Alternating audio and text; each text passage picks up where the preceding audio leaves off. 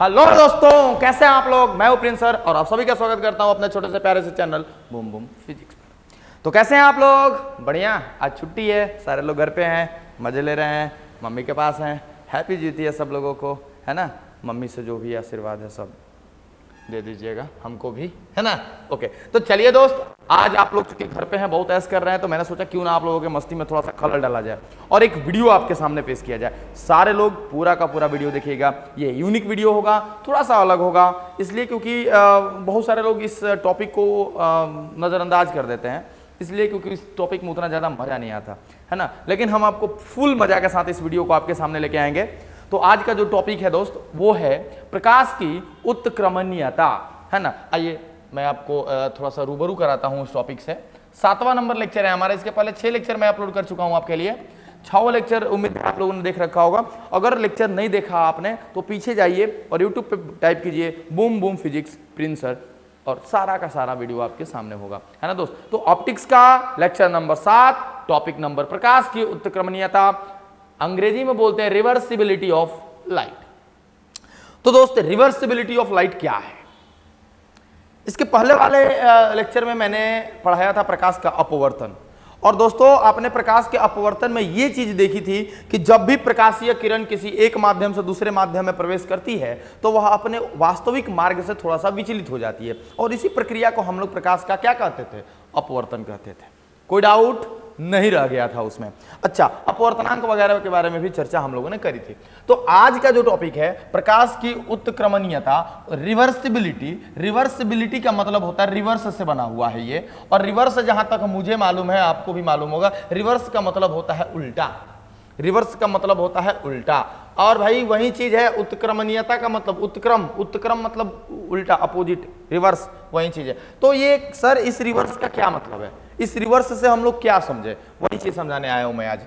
दोस्त देखिए, सबसे पहले एक काम कर लेते हैं। एक काम मैं कर लेता हूं कि यहां पे एक बॉर्डर ले लिया मैंने एक बॉर्डर ले लिया। ये बॉर्डर ऐसा है ना कि माध्यम को अलग करता है। ये अलग माध्यम है, ये अलग मीडियम, ये अलग मीडियम। सपोज कर लो ये एयर है तुम्हारा, सपोज कर लो ये क्या है? एयर है। और ये क्या है भाई? ये है वाटर या ग्लास, कुछ भी ले सकते हो। ये एयर और ये वाटर। अब एक काम करो दोस्त, लाइट रे को पकड़ो, यहां पे लाइट को पकड़ो और लाइट को करो क्या ना, भेजो। लाइट को मैंने भेजा यहां पे सर, डुग डुग डुग डुग डुग डुग। जाना तो चाहिए इनको ऐसे, लेकिन ऐसे नहीं जाएंगे। कैसे जाएंगे सर? कैसे जाएंगे फिर? देखो, पहले यहां से एक नॉर्मल ड्रॉ किया। आपको तो याद होगा, अब तक तो सब लोग बोल रहे होगे, कमेंट कर रहे होगे कि सर किधर मुड़ेगा, किधर मुड़ेगा। एयर से वाटर में जा रहा है, हवा से पानी में आ रहा है, तो सीधी बात है किधर मुड़ेगा, किधर मुड़ेगा, किधर मुड़ेगा दोस्त, किधर मुड़ेगा? अविलंब की ओर मुड़ेगा, पक्का यही तो है। ये देखो दोस्त, ये हो गया आई। इसको बोलते हैं हम लोग क्या? आप क्या बोलते हैं? आपतन कोण। ओके, जिस एंगल पे वो इंसिडेंट करता है। ये है अपवर्तन कोण। ये क्या है? अपवर्तन कोण। मतलब यहां पे देखो, सीधी सी बात है, ये है कि अगर सपोज कर लो, अगर मैं कोई प्रकाशीय किरण इंसिडेंट कराता हूं 30 डिग्री पे। कितना डिग्री पे? 30 डिग्री पे। और ये 30 डिग्री पे है, लेकिन रिफ्रैक्ट करता है कितना पे? 20 डिग्री पे। मतलब ये 10 डिग्री जो है ना, अपने मार्ग से विचलित हो गया। 10 डिग्री क्या हो गया? अपने मार्ग से विचलित हो गया। तो अब इसका जरा उल्टा करो, यही वो पूछना चाहता है। ये पूछना चाहता है कि क्या हम अब प्रकाश को उल्टा भेजें, यानी कि 20 डिग्री के कोण पर, पानी में 20 डिग्री के कोण पे भेजें, तो क्या हवा में आते आते ये 30 डिग्री बनाएगा? उल्टा 30 डिग्री पे भेजा तो 20 डिग्री पे अपवर्तित हुआ। तो क्या अगर उल्टे हम 20 डिग्री पे भेजेंगे तो ये 30 डिग्री पे अपवर्तित होगा? यही चीजें हमें आज साबित करनी है, और एकदम होगा दोस्त, एकदम यही उत्क्रमणीयता का नियम है। देखिए दोस्त, यहाँ पे समझ लेते हैं जरा इसको। अगर मैं कहूँ कि ये है आपका μ1, ये है आपका μ2, है ना, तो जरा स्नेल का नियम लगाते हैं। μ1 sin I, या इसको थोड़ा सा ऐसा कर लो, तो स्नेल का नियम या प्रकाश का अपवर्तन का जो नियम होता है दूसरा नंबर, कि sine I by sine R equal to 1 μ2। और तुम तो जानते ही हो ना, ये μ2 बाई μ1 हो जाएगा। ये तो पहला वाला केस है। ये कौन वाला केस है? पहला वाला केस है। दूसरा, उल्टा भेजो, उल्टा भेज भाई। उल्टा जब भेजोगे ना, उस समय ये R जो हो जाएगा वो I हो जाएगा। उस समय ये आर क्या हो जाएगा, आई का काम करने लगेगा। सोचो अब इधर से नहीं भेज रहे हैं, कहां से भेज रहे हैं, इधर से भेज रहे हैं, तो इधर से जब भेजोगे तो ये आर जो है ना वो आई का काम करने लगेगा। मतलब कि साइन आर अब बटा में साइन आई बराबर म्यू, लेकिन कहां से जा रही है किरण अब की बार, 2 से 1 में जा रही है, तो हम यहाँ 2 यहाँ 1 और ये हो जाएगा mu 1 by mu 2, mu 1 by mu 2। तो देखो क्या ये दोनों एक दूसरे को उल्टी नजर आ रही हैं, क्या ये दोनों एक दूसरे को उल्टी नजर आ रही हैं। अब थोड़ा एक काम कर लो, एक काम कर लेते हैं सर, 1 म्यू 2 को गुणा कर लेते हैं 2 म्यू 1 से, देखते हैं क्या आता है। 1 म्यू 2 का मतलब, 1 म्यू 2 का मतलब sine i by sine r, sine i by sine r. अच्छा इसका मतलब sine r by sine i, sine r by sine i, खत्म खत्म खत्म खत्म और आ गया 1। मतलब यहां पर ये हुआ भैया जी 1 mu 2 into 2 mu 1 equal to 1, 1 mu 2 बराबर 1 बटा में 2 म्यू 1। आ गया ना बात, यानी आ गया ना बात कि ये 1 म्यू 2 जो है 2 म्यू 1 का क्या है, उल्टा है। यही उत्क्रम का नियम है, इसी को बोलते हैं रिवर्सिबिलिटी। मतलब साफ है कि प्रकाशीय किरण को अगर आप 60 डिग्री के कोण पे भेजते हो और वो माध्यम बदलने के बाद 40 डिग्री का कोण बनाती है, प्रोसेस को पूरा का पूरा उल्टा कर दो। अब इधर से 40 पे फेंकोगे तो वापस कितने पे जाएगा, 60 पे जाएगा। 60 पे किया 40 पे आया, इधर से जब 40 दोगे उधर कितना पे जाएगा, 60 पे जाएगा। बस यही याद रखना तुमको, बस यही याद रखना है तुमको कि इधर 60 दिया 40 पे आया, 40 से दिया 60 पे गया। और यही होता है प्रकाश की उत्क्रमणीयता, रिवर्सिबिलिटी ऑफ लाइट। तो नोट कर लो दोस्त जरा, इसको नोट कर लिया, ओके दोस्त। तो आइए बढ़ते हैं अगला टॉपिक में। अगला टॉपिक क्या है हमारा, बड़ा आसान से ये टॉपिक था। अगला टॉपिक है दोस्त उत्क्रमणीयता के बाद कांच के गुटके में से प्रकाश का अपवर्तन।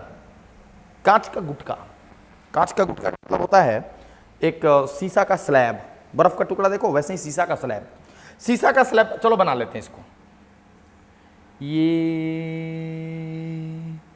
जिंदगी, ये ग्लास का स्लैब है भैया, ग्लास का स्लैब है। मतलब समझ रहे हो ना, मतलब समझ रहे हो कि ये थोड़ा सा यहाँ पे एयर है और यहाँ ग्लास का स्लैब रखा, बाहर भी एयर ही होना चाहिए, बाहर भी एयर ही होगा, है ना, बीच में ग्लास का स्लैब होगा। यहाँ का रिफ्रैक्टिव इंडेक्स कुछ और होगा, यहाँ का रिफ्रैक्टिव इंडेक्स कुछ और होगा। मतलब यहाँ का अपवर्तनांक हवा है तो 1 होगा, यहाँ का अपवर्तनांक म्यू होगा, जो भी हो। चलो हम देख लेते हैं इसको। हाँ ओहो, यहाँ पे क्या बोले, हवा है, म्यू लेवल 1, ये सेल ग्लास है, म्यू 2 बराबर म्यू बोल देते हैं। और फिर से चल ये हवा में ही आ गया तो म्यू 3 बराबर तो फिर से हमारा 1 ही होने वाला है। ओके ओके ओके ओके, चलो ये देखो, या आकर टक्कर खाया, टक्कर खाया, टक्कर खाया, टक्कर खाया। और टक्कर खाया भैया जी, मैं आपको बता दूं कि यहां से आप जरा यहां से एक परपेंडिकुलर डाल ही लो। डाल दिया ना सर, डाल दिया सर, डाल दिया सर, डाल दिया सर, डाल दिया सर। अच्छा ये जाना चाहिए था कैसे, डिक डक डक डक डम डम डिबा डिबा, मौसम मौसम मौसम, ओए मौसम, जरा एयर को मिटा के बाहर कर दे बे, मौसम, एयर इधर कर दो। अच्छा इधर जाना चाहिए था ऐसे। अगर ये कांच का स्लैब नहीं होता तो ये यहां से ऐसे आता, निकल रहा था, निकला था कि नहीं, ऐसे ही जाता। बट बीच में तो ग्लास आ गया। अब ग्लास आ गया तो ये तो रहा आपका विरल माध्यम, ये रहा आपका सघन माध्यम। तो जब विरल से सघन में आती है तो प्रकाशीय किरण किधर मुड़ती है, किधर मुड़ती है, किधर मुड़ती है सर, वो अभिलंब की तरफ मुड़ती है। और ये देखो ला ला ला ला, एक बार अपवर्तन हो चुका मेरे प्यारे भाई, एक बार अपवर्तन हो चुका, ध्यान दियो, एक बार अपवर्तन हो चुका। और इसको मैंने बोला आई और इसको मैंने बोला आर, मैंने बोला केम छे केम छे केम छे, तूने बोला मैं। अच्छा चलो देखो यहाँ पे आया, यहाँ पे एक बार अपवर्तन हो गया। अब अपवर्तन के बाद देखो ग्लास, जब तक ग्लास है तब तक इसी रास्ते पे जाएगा, लेकिन अब यहां से माध्यम फिर बदलेगा। अब माध्यम बदलेगा कहां, सघन से विरल। सघन से विरल, ए भैया सुनो ना भैया, एक बार और अभिलंब डाल लो ना सर, एक बार और अभिलंब डाल लो ना, तो इतना जिद कर रहे हैं तो डाल ही देते हैं। यहाँ पे डाल दिया सर, डाल दिया सर, डाल दिया सर। अब देखो यहाँ पे क्या होगा, ये अभिलंब जाना तो इनको ऐसे चाहिए, लेकिन क्या होंगे, ये ऐसे जाना चाहिए थे इनको, लेकिन ये नहीं जाएंगे, ये अभी मुड़ेंगे अपने अभिलंब से दूर। ये मुड़ेंगे अपने कहाँ, अभिलंब से दूर, अभिलंब से दूर मुड़ेंगे और वैसे ही हो जाएंगे जैसे पहले पहले किरण आती थी। ये देख लो भैया, मतलब कि ये अगर समांतर है, देख लो ध्यान से देख लो केवल।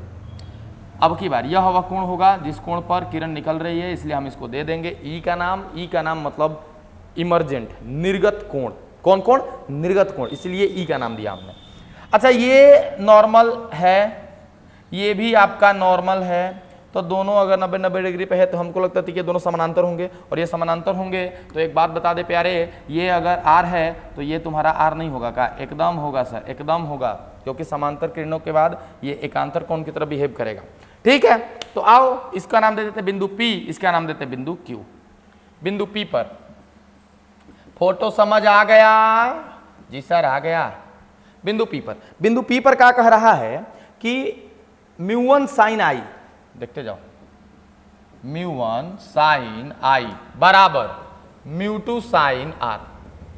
दोस्तों μ1 के जगह पे तो 1 हो जाएगा, μ1 के जगह पे तो 1 हो जाएगा, 1 sin I, और μ2 की जगह पर म्यू sin R। अच्छा, sin I by sin R